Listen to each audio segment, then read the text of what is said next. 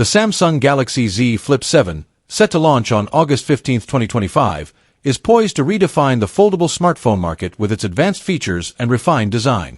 The device is expected to feature a larger 6.85-inch AMOLED main display with an adaptive refresh rate for smoother scrolling and enhanced visuals, alongside a significantly upgraded 4-inch cover display that offers more functionality for quick interactions and multitasking. Powering the Z Flip 7 is likely the Exynos 2500 processor, which aims to deliver cutting-edge performance, energy efficiency, and seamless multitasking capabilities. To further expand its appeal, Samsung is introducing new hinge technology for improved durability and a crease-free folding experience, addressing a common user concern. Additionally, the phone will support robust camera features, including advanced AI-driven photography and videography enhancements, to elevate content creation. Battery life is also expected to see a boost, with optimized fast charging for minimal downtime.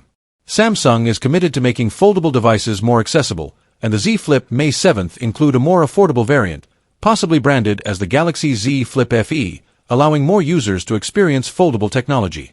With these advancements, the Galaxy Z Flip 7 is set to lead the next chapter in foldable innovation while maintaining its sleek, iconic form factor.